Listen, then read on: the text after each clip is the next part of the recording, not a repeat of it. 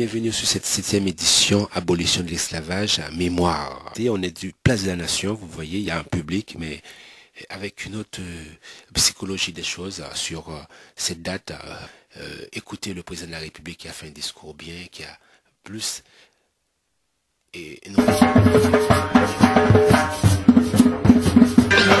Bonjour Monsieur Comte. Oui, bonjour. Voilà. Cette grande journée, manifestation, commémoration, abolition de l'esclavage, on va dire, qu'est-ce que vous souhaitez nous dire? Écoutez, c'est une grande journée pour nous. Nous sommes là pour commémorer l'abolition de l'esclavage, commémorer nos aïeux, qui, comme vous le savez, ont été déportés pendant des siècles et ont été maintenus en esclavage. Aujourd'hui, nous sommes les afrodescendants. Nous sommes réunis ici pour dire que cette histoire-là nous a marqué profondément et qu'aujourd'hui, nous les afrodescendants, nous demandons réparation pour ce crime commis contre nos aïeux. Je vous rappelle que ce crime a été qualifié de crime contre l'humanité, notamment grâce à la loi Taubira. Et au jour d'aujourd'hui, dans la loi Taubira, on a enlevé la partie réparation. Nous pensons que c'était une erreur. Et aujourd'hui, nous sommes venus le dire. Non seulement nous commémorons nos aïeux, mais nous demanderons ici, à travers nos différentes interventions, que les réparations suivent. Parce que quand un crime a été commis, il est normal qu'il y ait réparation. Ne pas donner réparation, c'est remettre en cause même le fait de ce crime-là même. Donc aujourd'hui nous sommes là pour le dire et j'espère que nous serons nombreux à le dire. C'est bien, vous demandez la réparation, mais à qui précisément? Écoutez, nous connaissons les auteurs. Les auteurs sont tous désignés. En l'occurrence, nous sommes des Afro-Français. Nous avons été colonisés par la France et mis en esclavage par eux-mêmes.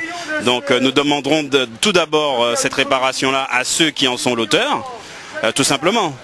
Voilà, donc il n'est pas question pour nous de faire un mélange parce qu'on nous renvoie toujours à la traite arabo-musulmane ou autre chose pour faire diversion.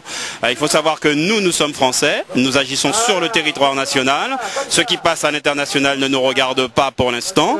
Peut-être que dans un deuxième temps, nous nous joignerons à la communauté internationale pour participer à ce concert des nations d'afro-descendants pour pouvoir réclamer peut-être autre chose. Mais au jour d'aujourd'hui, tout d'abord la réparation, il y a aussi le temps mémoriel. Vous savez, le temps mémoriel, c'est un peu les dates, les différentes dates de commémoration qu'on nous a accordées. Bon, l'État français nous a accordé le 10 mai, bon, on l'accepte plus ou moins, mais il ne faut pas que ce temps mémoriel soit la fin de toute réclamation. Ce n'est que le début, ce n'est qu'une forme de réparation. Donc il y a d'autres types de réparations qui sont financières et nous avons des gens chez nous qui sont qualifiés pour quantifier, pour justifier, pour donner tous les éléments concordants à cette réparation. Voilà.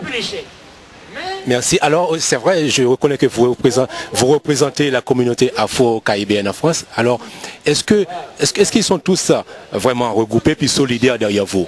Écoutez, vous savez, on ne juge pas une action par le nombre. Il est vrai que le nombre est important, mais c'est surtout la sincérité de ceux qui sont là. Parce que vous savez que bien souvent, un petit nombre peut faire bouger les choses.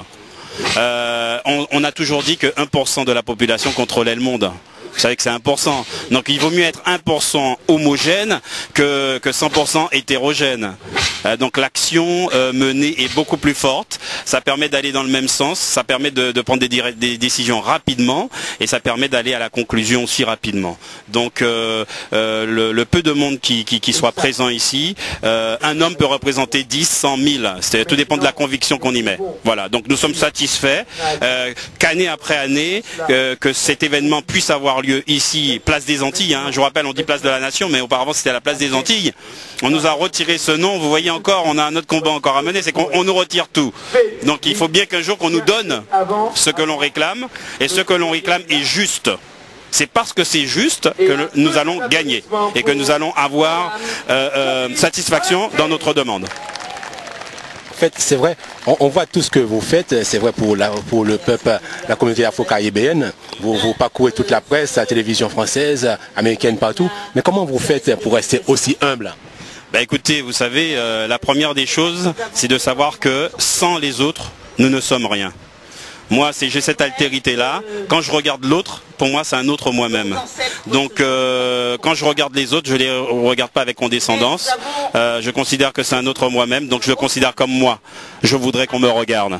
Donc, l'humilité fait partie aussi de la vie, parce qu'on n'est rien sur cette terre. On n'est rien du tout. Je suis en train de vous parler aujourd'hui, peut-être que demain, je ne serai plus là. Donc, il faut garder cette humilité-là, transmettre le savoir aux jeunes surtout, hein, pour qu'ils puissent continuer le combat que nous menons aujourd'hui. Si nous n'arrivons pas à l'atteindre de notre vivant, mais qu'il puisse y avoir une continuité. C'est-à-dire transmettre l'héritage aux plus jeunes aussi. Donc ça aussi, c'est un combat que nous devons mener et que nous arriverons à mener. J'en suis convaincu. Je représente aussi une association qui s'appelle Lutte contre la violence aux Antilles. Justement, cette violence que nous avons aux Antilles, vous avez tout le monde la connaît, pardon. Cette violence que nous avons est due justement à cet état colonial qui fait que nos départements sont toujours considérés comme des colonies. Nous sommes toujours économiquement sous le joug finalement de l'état colonial et qui nous a transformés en société de consommation. Nous ne produisons rien, nous ne faisons que consommer. Et justement, nous voulons mettre un terme aussi à ce système-là.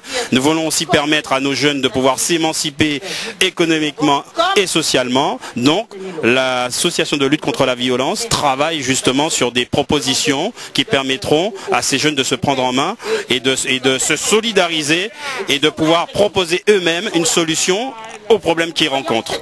Et le réseau justement que nous avons développé s'appelle le réseau des jeunes leaders outre-mer.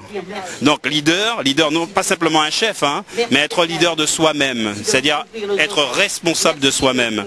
Pouvoir savoir qui l'on est, pouvoir se situer sur l'échiquier national, sur l'échiquier de vie aussi, et savoir que l'on est ce que l'on pense.